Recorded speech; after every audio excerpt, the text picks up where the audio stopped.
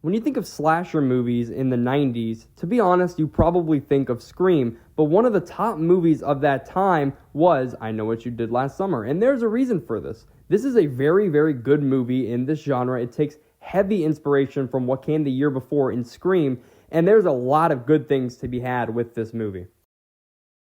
The good things about this movie is it is a very creative way on how they get the main characters involved in this movie to where they accidentally run over some guy, and for some reason they decide to throw him overboard because they don't want, they don't want to get in trouble for what they did, and now the guy's hunting them. Compared to a lot of other movies where, the slasher villain will just go after people, this movie is different in that way. Another thing about this movie is I really like how all the different characters are all split up when we get back with them. Once they get the note, they all have to come back together and solve this mystery on who this guy is and why they're all getting these notes and why they're all getting attacked.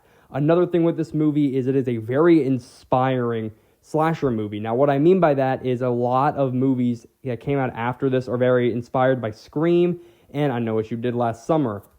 The things I didn't like about this movie is, especially in the middle parts of the movie, it can come off as kind of slow compared to other slasher movies, because in other movies, the villain's chasing after the characters. This movie takes a more mystery approach to the film, to where they're, trying to figure out who's sending them these notes, who's doing all these things to them. And so especially in like the middle chunk of the movie, it can come off as kind of slow compared to other movies. And then the final thing that I wasn't a big fan of is the last 10 minutes of the movie.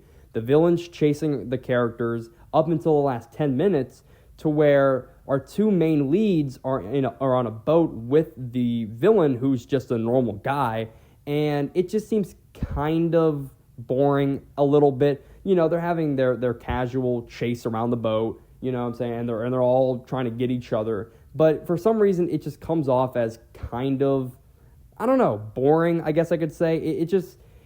I would expect more. If you're watching this for the first time, I guess you'd expect more from the ending of this movie than it actually gives you. But besides that, this is a pretty good movie. I'm going to give it a 7.1 out of 10. It is really solid.